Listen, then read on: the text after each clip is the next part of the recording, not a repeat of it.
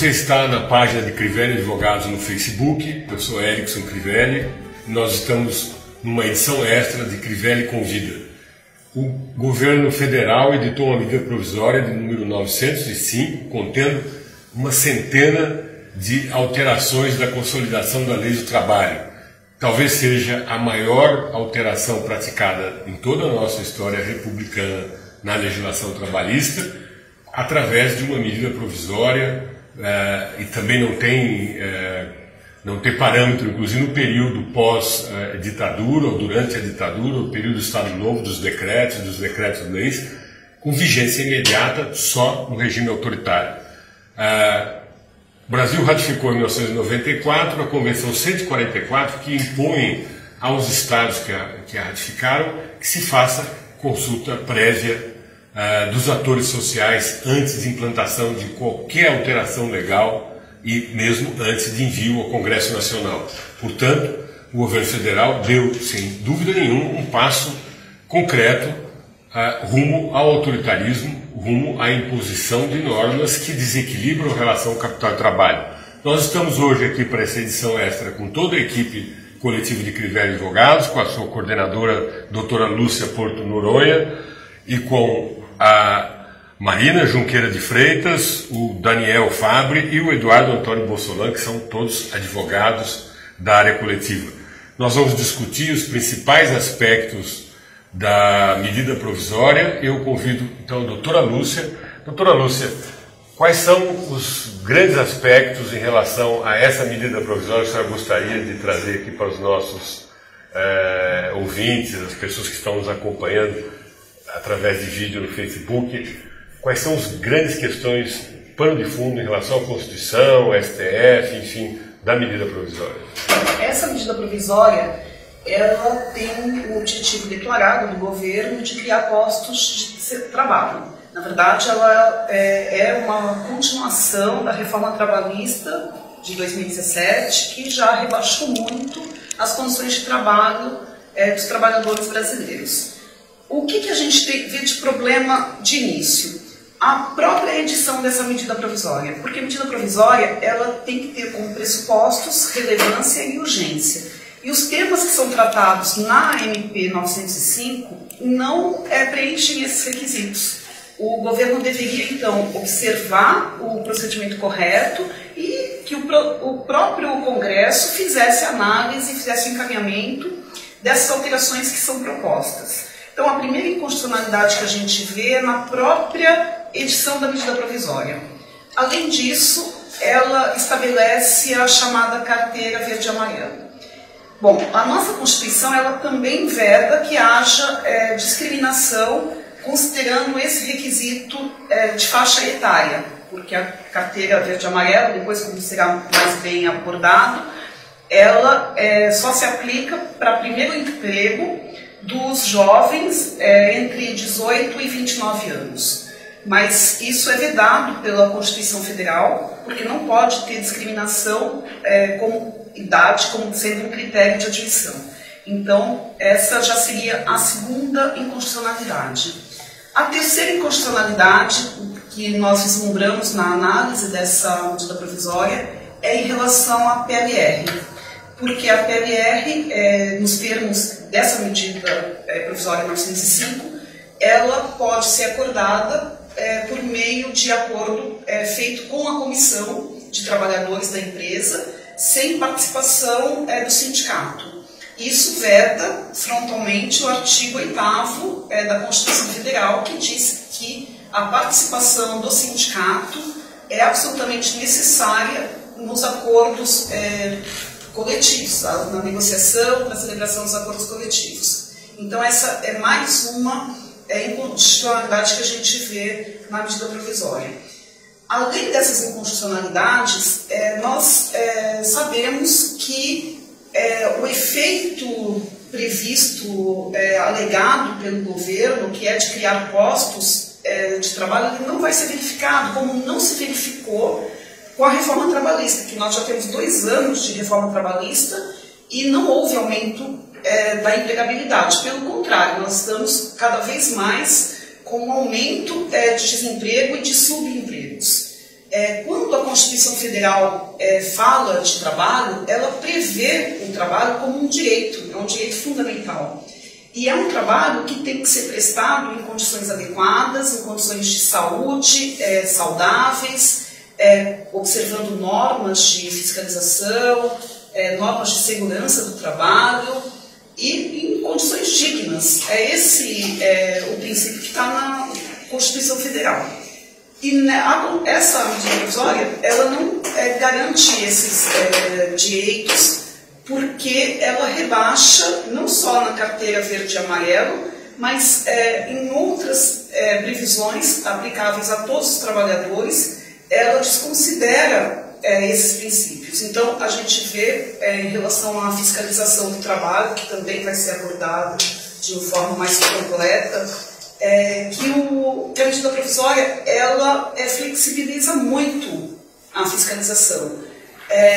Em relação à dupla visita, por exemplo, que já era prevista na legislação em algumas situações, essa medida provisória ela torna quase regra que haja a segunda visita, né, a dupla visita. Ela excepciona algumas situações, como trabalho infantil, situação análoga a de escravo, quando tem acidente fatal, mas enfim, são algumas poucas situações em que não haveria necessidade de dupla visita.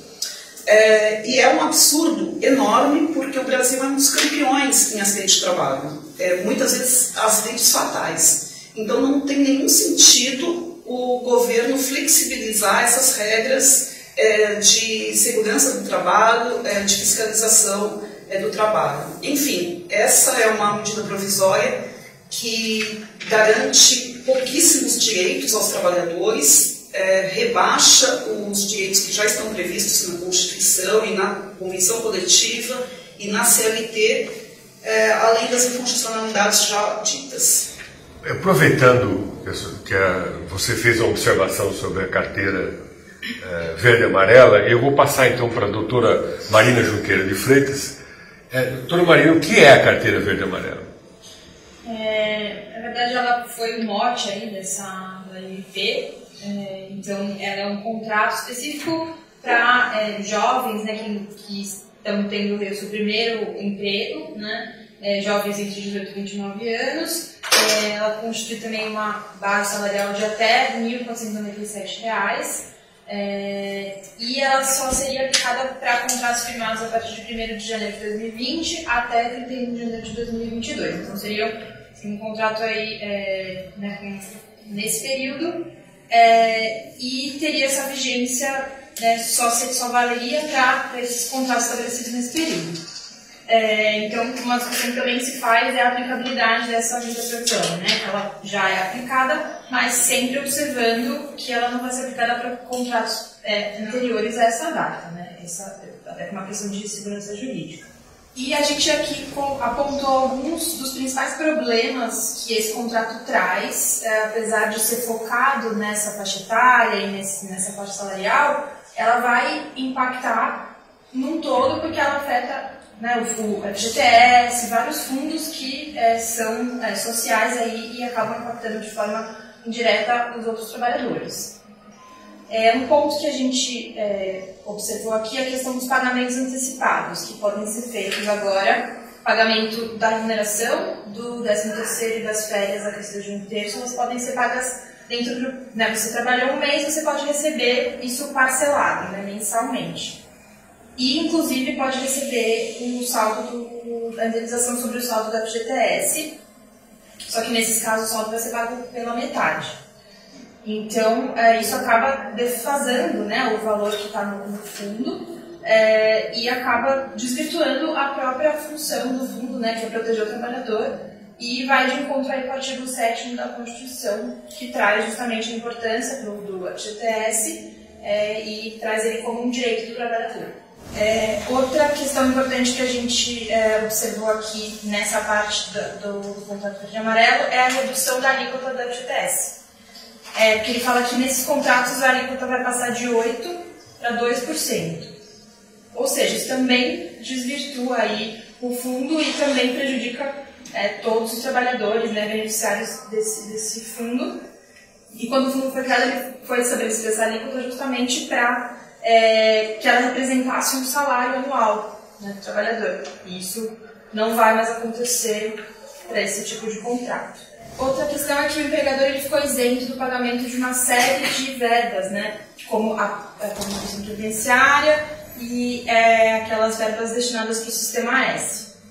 Então a gente também aí vê um impacto, né, na cultura, na qualificação de mão de obra e nos próprios benefícios previdenciários e na seguridade social como um todo.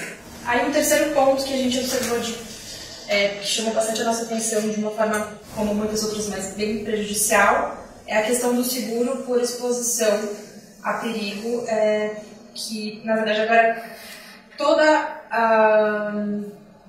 o prejuízo aí sofrido, o dano moral, o dano material ou até mesmo por morte acidental, vai ficar a cargo, aí sendo acordado pelas partes, vai ficar a cargo de um seguro privado de acidentes. Ou seja, a lei ela não traz nenhum padrão mínimo, então vamos supor, dano moral, a empresa de seguros vai ter que arcar com um X valor.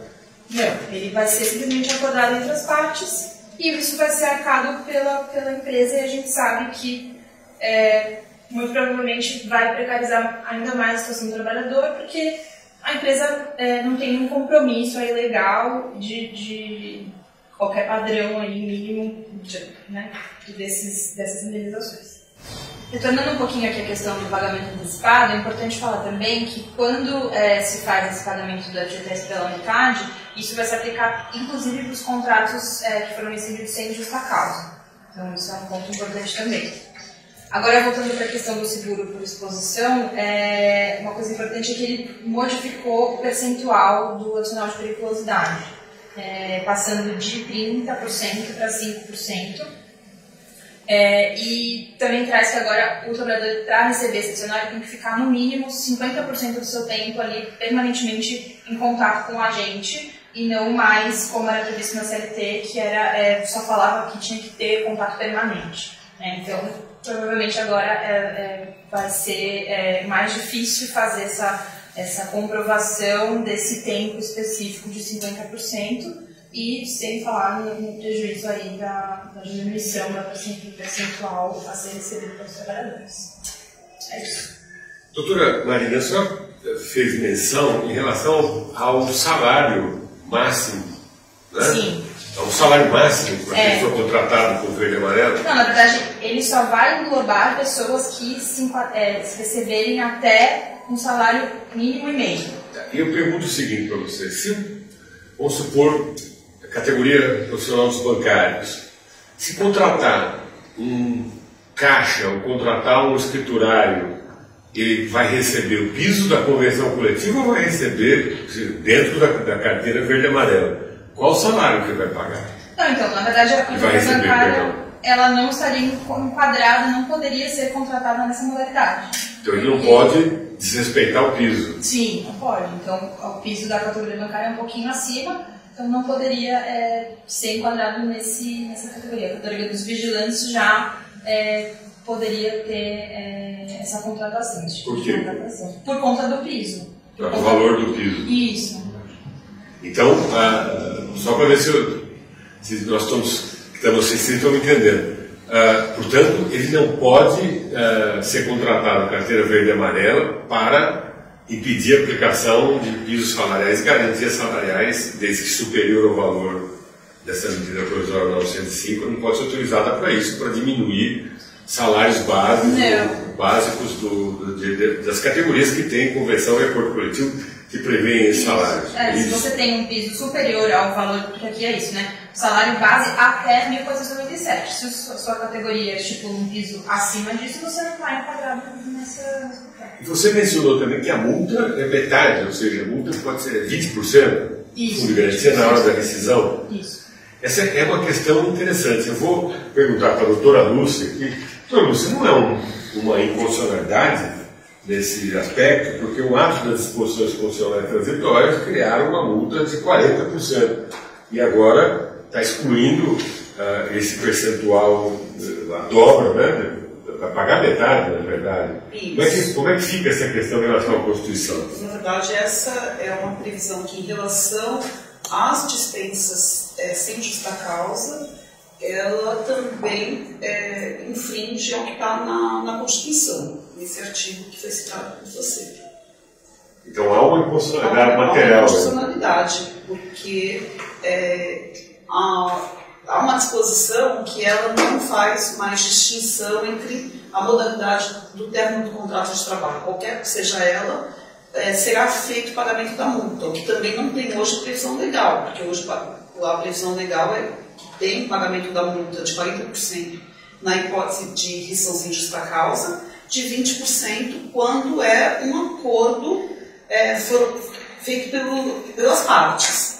Nessa carteira verde e amarelo, em qualquer situação, mesmo na dispensa por justa causa, ele vai receber a multa de 40% se isso já estiver sendo pago adiantadamente. Então não pode haver um desconto na rescisão. Também acho que não pode se alegar porque há uma criação de um direito novo, porque não havia previsão no contrato por termo, porque o contrato verde e amarelo, né, doutora Maria, o contrato no prazo determinado, mas criar-se um direito abaixo daquele previsto na Constituição, porque a análise sistemática, digamos, ou análise conforme da Constituição é que a multa prevista no ato das disposições constitucionais transitórias, ela existe enquanto o Congresso Nacional, o legislador, não cumpre o princípio que está previsto no inciso 1 do artigo 7º da Constituição, que é a proteção legal contra demissão abusiva, ou seja, a demissão sem justa causa, né, doutor? Ou seja, que é a situação típica dos contratos a prazo ou a dispensa do empregado sem justa causa em regra geral, ou seja, você teria que haver na verdade, a Constituição prevê algum tipo de motivação para a rescisão contratual. Como é que eu protejo da demissão abusiva? Só se eu colocar limites nela, ou seja, eu prever condições para que o empregador possa exercer o direito de rescindir o contrato de trabalho naturalmente. Eu vou pedir então para o Dr. Daniel Fabbri fazer algumas considerações à parte da inspeção do trabalho, né, Dr. Daniel? Há uma série de artigos, um emaranhado, aliás, de artigos que com certeza todo dia está saindo algum comentário novo no jornal sobre isso. O que mudou nessa parte toda de a inspeção do trabalho, auditoria fiscal do trabalho? Como é que isso vai funcionar? Multas, autuações? Gostaria que você falasse um pouco sobre isso. Bom, primeiro, boa noite, Erickson, os colegas.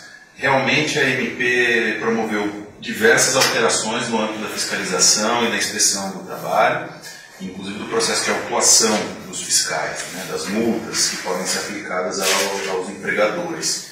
E, em geral, a gente pode dizer que ocorreram 3 grandes mudanças, né, ou núcleos modificativos dessa MP. O primeiro diz respeito aos termos de ajustamento de conduta, ou termos de compromisso, que são, obviamente, esses acordos que são promovidos extrajudicialmente por parte do Ministério do Trabalho com os empregadores, e ele é voltado, obviamente, a coibir determinada violação ou infração às normas trabalhistas, criando, então, obviamente, um acordo com o Ministério Público para que essas infrações não voltem a ocorrer.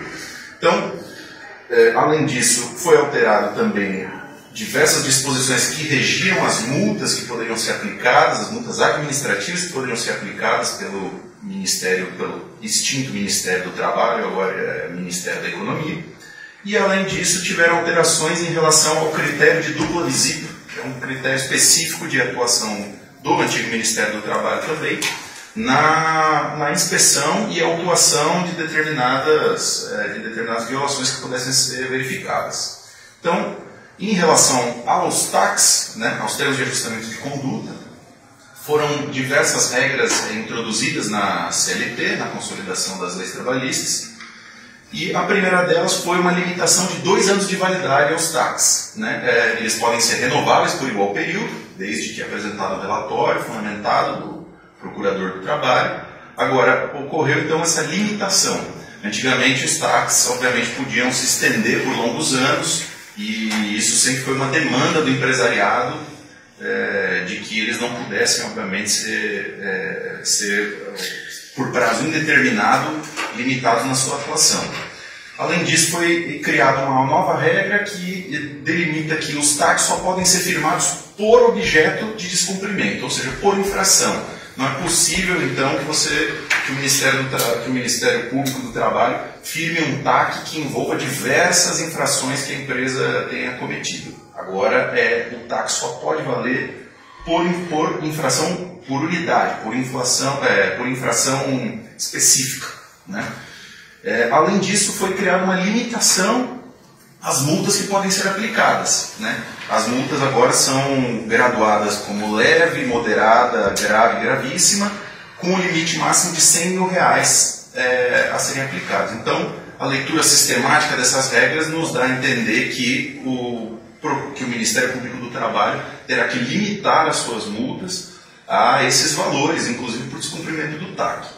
Há uma previsão, obviamente, de que se o descumprimento for reiterado, no caso por 3 vezes, não tem que se respeitar então, essa regra de R$100 mil. Então, obviamente, um caso de reincidência contumaz, seria possível o estabelecimento de uma multa superior. Então, em geral, essas foram as regras alteradas em relação aos TACs. Agora, o que a gente tem de fundo é uma grande limitação da atuação do Ministério Público do Trabalho, né? E há uma grande incerteza jurídica, né, para além, obviamente, do que a doutora Lúcia comentou a respeito das inconstitucionalidades, do ABNP não atender a critérios de relevância e urgência. Além de tudo, ela gera insegurança jurídica porque, por exemplo, foi criado um dispositivo que prevê que um ato do Ministério da Economia irá disciplinar os termos de compromisso e os termos de ajustamento de conduta. Ou seja, nós não sabemos quais regras serão aplicadas, obviamente, mais a miúde na condução disso, e teremos que aguardar um ato do Ministério Público que, obviamente, não contará com participação, ao menos como vamos acompanhando o governo, não vai contar com nenhuma participação dos trabalhadores ou de outros setores da sociedade interessados, né? E isso também gera uma grande contradição, porque se nós formos analisar a reforma trabalhista de 2017, ela tinha no seu próprio cerne uma ideia de desjudicialização das demandas trabalhistas, né? Todo mundo ouviu muito se falar nos últimos tempos que a Justiça do Trabalho estava abarrotada em processos.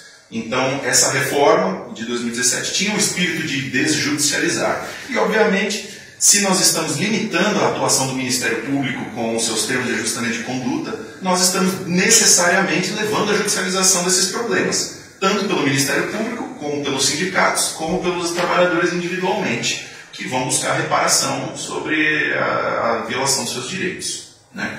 Então, é algo muito problemático.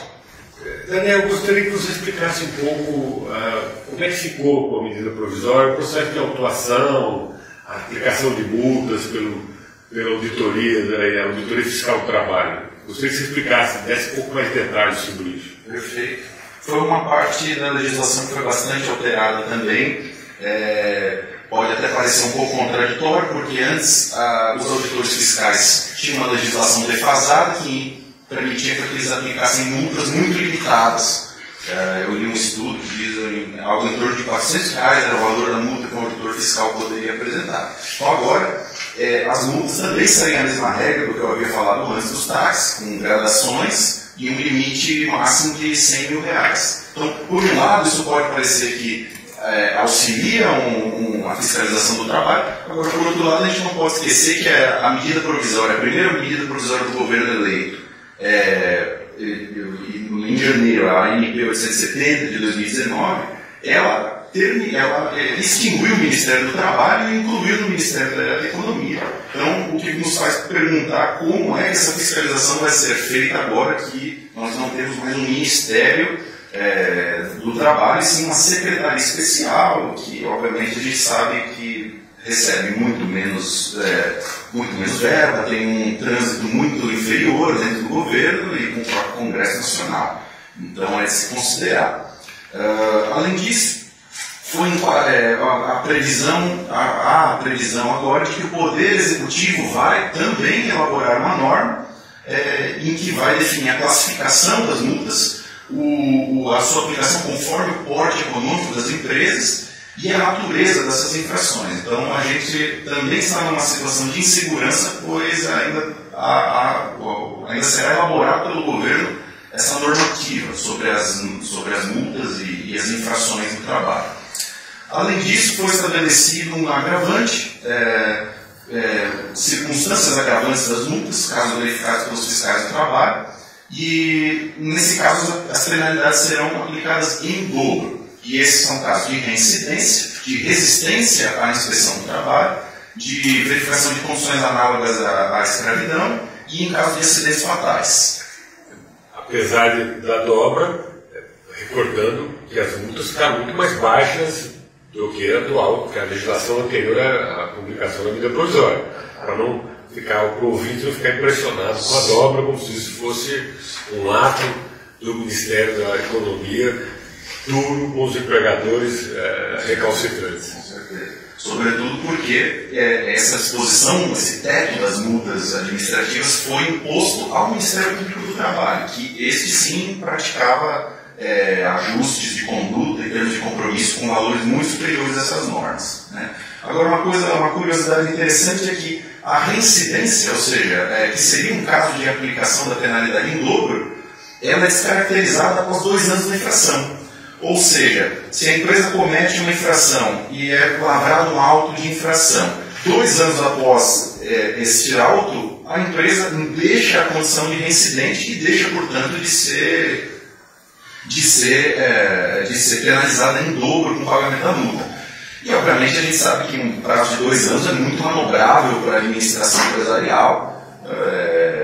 Obviamente, a gente vai ver muitas coisas por aí. Daniel, seria um raciocínio forçado dizer que os empregadores, os maus empregadores, aqueles que não querem cumprir a legislação trabalhista, poderiam randomizar o descumprimento da legislação? Ou seja, no primeiro ano eu diminuo as minhas despesas não cumprindo um pacote de normas, eu faço um termo de ajuste de conduta quando puder, depois, após a fiscalização, depois há praticamente uma nulidade, né? Porque se ele perde a condição de prévia punição, você está anulando a punição anterior, né? Você está causando uma nulidade jurídica. Então eu posso voltar depois de alguns anos a reincidir sem ocorrer nessa medida drástica aí, feita pelo Ministério da Economia da dobra, ou seja, na prática, um empregador que conseguir administrar randomizar o seu descumprimento da legislação trabalhista consegue contornar essa situação. Está errado esse meu raciocínio? Não, o senhor está correto.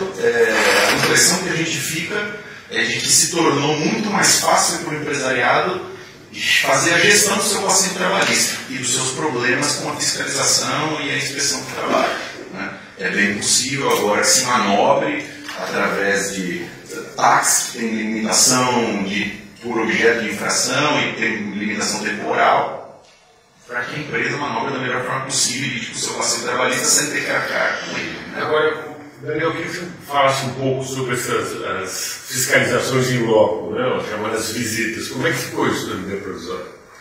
Isso é um ponto interessante também. Foi estabelecido algumas mudanças em relação à inspeção mesmo. Em especial, o critério de dupla visita, que é um critério, para quem não conhece, é uma norma que determina que o fiscal do trabalho, o auditor, ele não pode autuar a empresa na primeira visita que ele faz para inspecionar. Isso, obviamente, tem uma justificativa para que o empregador se adapte à legislação e possa, obviamente, não ser punido de forma brutal, sem alguma proteção, obviamente, sem o conhecimento das normas. Por isso mesmo, a legislação anterior trazia apenas duas hipóteses do critério de dupla visita, que era o caso de promulgação de novas leis. Então, caso novas leis tivessem sido promulgadas recentemente, o fiscal era obrigado a retornar depois, fazer um critério de dupla visita, informar o descumprimento e voltar novamente, e aí sim, na segunda visita, fazer uma autuação. E no caso de primeira inspeção, nesses casos também, obviamente, o critério de dupla visita era observado. A MP atual, então, ela reformou os artigos que disciplinam a dupla visita. E em relação a essas duas primeiras hipóteses, a de promulgação de novas leis e a de uma primeira inspeção, foi estabelecido o prazo de 180 dias, que não existia, e a meu ver é até salutar que exista previsibilidade na norma do prazo, coisa que não havia antes e de fato pode gerar uma situação de insegurança. Agora foram criadas novas hipóteses do critério de dupla visita, que é o caso de microempresas, empresas de pequeno porte e empresas com até 20 empregados. Não há nenhuma limitação. Se a pessoa jurídica que for investigada ou fiscalizada se tratar de microempresa, empresa de pequeno porte ou empresa com até 20 funcionários, sempre haverá de ser cumprido o critério de dupla visita. E nós sabemos que o Brasil é um país com muitas empresas pequenas que se enquadrariam nesse caso. E recordando que depois de 2 anos do TAC, ele ganha o direito de reincidir, entre aspas, porque o medida provisória não considera reincidência, e vira um bloco contínuo de descumprimento da lei. Daniel, eu só queria deixar um pouquinho mais claro o seguinte, não sei se eu entendi corretamente, mas a medida provisória estabelece normas também, porque cria o TAC em termos de ajustamento de condutos administrativos, feito pelo Ministério da Economia, mas prevê também orientações jurídicas para o Ministério Público do Trabalho. Olha, o nosso entendimento é que ele cria, que o Ministério Público do Trabalho também deverá obedecer essas normas. Então, veja, nós estamos aí, nós temos uma lei complementar que estabeleceu as regras do TAC e toda a competência legal. O Ministério Público tem previsão já constitucional, mas depois uma lei complementar estabeleceu todo o funcionamento, competências, atribuições específicas, a estrutura administrativa do Ministério Público. Então nós temos um TAC administrativo feito pelo Poder Executivo e um outro TAC fazendo. Eu perguntaria então para a doutora Lúcia, nós não estamos diante de uma concorrência funcional e uma inconstitucionalidade, porque nós temos uma norma hierarquicamente superior, que a medida provisória se destina a tornar-se uma lei ordinária, não é isso? Está na previsão do texto, e nós temos uma lei complementar que regula o TAC do Ministério Público do Trabalho, agora tem um TAC do Ministério da Economia, e criando, inclusive, concorrências funcionais.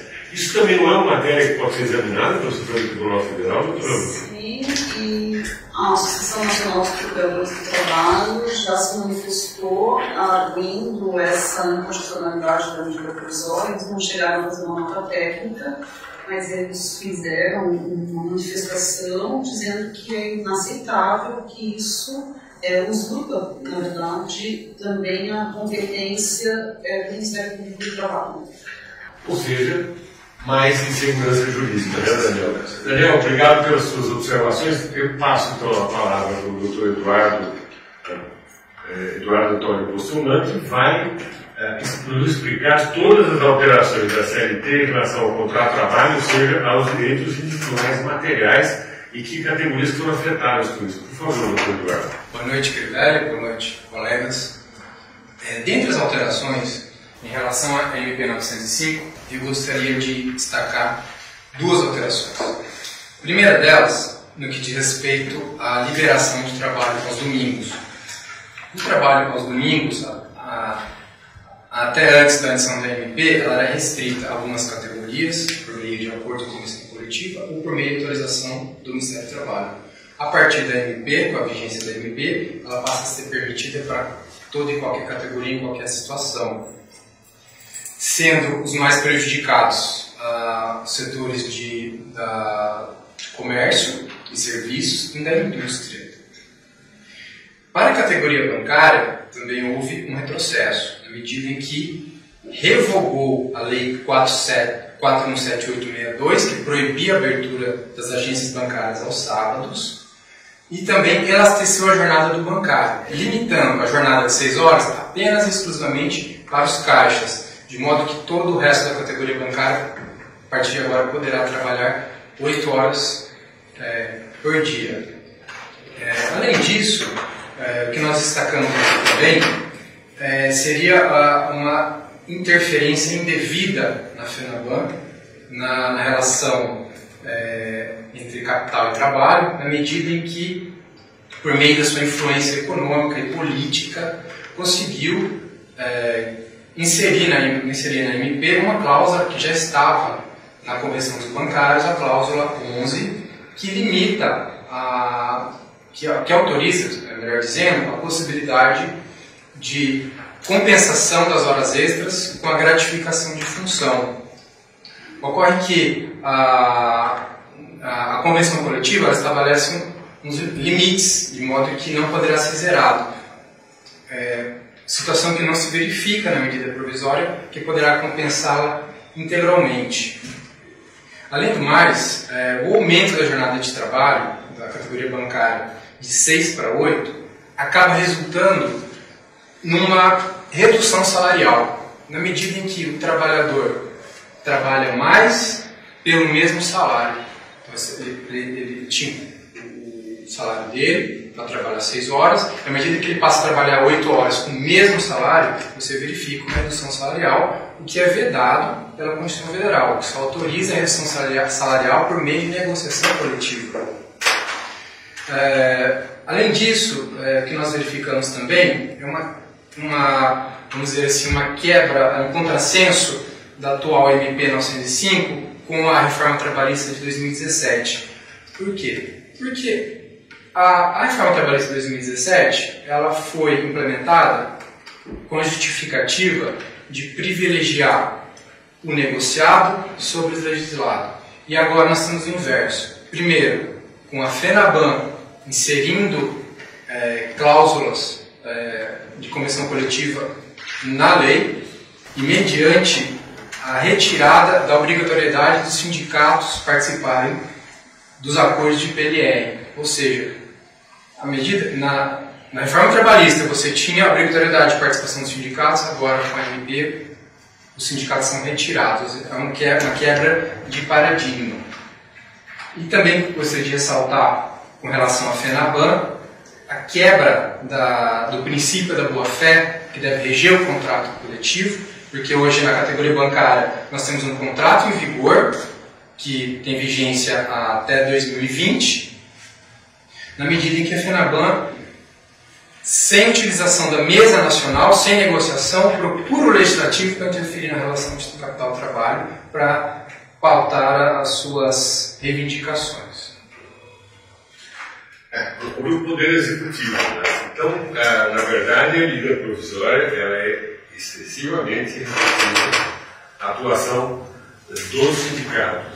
Agora, doutora Lúcia, uma convenção coletiva em vigor, com 2 anos de vigência e a medida provisória incidindo com vigência imediata, nós estamos diante do risco de insegurança jurídica. O trabalhador individualmente, sobre as regras do PLR, a segunda parcela para o ano de 2019, até que haja a renovação da convenção coletiva. Você teve no Rio de Janeiro uma reunião, uma negociação que teve com a FENABAN. Como é que a FENABAN está se manifestando sobre isso? Seria interessante se você fazer contar um pouco isso para os nossos ouvintes. Então, a FENABAN ela se manifestou inicialmente dizendo que aplicaria a medida provisória. Na verdade, a Caixa Econômica Federal, inclusive, enviou comunicado para todos os trabalhadores que a partir da medida provisória não haveria mais a jornada de 6 horas. O Comando Nacional dos Bancários, que é formado por todas as federações dos trabalhadores, a CONTRAF, foram ao Rio para conversar com a FENABAN e para exigir que a FENABAN cumpra o que foi assinado. Não existe nenhum fundamento para que o princípio então inserido e tão prestigiado, especialmente pelos empregadores e pelo governo, de que o negociado deve prevalecer sobre o legislado, nesse momento seja desconsiderado. Então houve um grande processo de negociação coletiva para fazer a Convenção Coletiva Nacional, que terminou o ano passado, né, essa negociação com a celebração da Convenção, prevendo já a vigência por 2 anos, e agora os bancos digam que não vão cumprir. Então, houve essa exigência da CONTRAF, do comando, e houve também, em resposta, a manifestação da FENABAN que vai sim cumprir a convenção coletiva, pelo menos até a próxima negociação marcada já para a semana que vem. Tudo bem. Alguém mais gostaria de fazer alguma observação? Sim, eu gostaria de falar em relação à PLR, porque além dela prever a medida provisória 905, o sindicato não precisa mais participar do processo de negociação, ela também estabelece que a negociação para pagamento de PLR para os hipersuficientes, que são então os que ganham duas vezes o benefício teto da Previdência Social e tem diploma de ensino superior, esses trabalhadores vão poder negociar diretamente com o empregador a sua PLR. Além disso, também traz a possibilidade de serem pagos prêmios, observando uma tributação específica e especial, o que também desonera o empregador e causa prejuízo para a Seguridade Social. Por que causa prejuízo para a Seguridade Social? Porque deixa de haver a contribuição da Previdência, tem a contribuição do imposto de renda. Que é a proteção exatamente daqueles que ganham menos da dobra do teto do benefício da Previdência. Exatamente. Então, na verdade, e um outro efeito que a gente sabe que vai acontecer, porque nos acordos que a gente acompanha de PLR, que tem inicialmente a negociação acompanhada só pela Comissão dos Trabalhadores e que depois o sindicato toma também pega e passa a participar dessa negociação, as propostas são de pagamento em um volume muito maior para os grandes executivos e um valor menor para a base, dos trabalhadores que ganham menos. E a pactuação do sindicato impede que haja essa desigualdade tão grande na distribuição dos lucros, porque estabelece normalmente piso e teto. No Brasil, chega a 1.200 vezes entre o salário mais baixo e o salário mais elevado da empresa, sendo que alguns países nórdicos estabelecem limite de 6 vezes sobre o salário mais baixo da empresa. Ou seja, essa reforma aprofunda a desigualdade salarial e aprofunda a crise de distribuição de renda, portanto, concentração de renda sobre as maiores faixas salariais. É isso? Exatamente. Bom, então, estes são os aspectos principais da medida provisória 905, editada no dia 11, último, de novembro, pelo governo federal. Nós discutimos aqui todo o seu impacto. Muito obrigado por nos acompanhar até esse instante e até a próxima edição.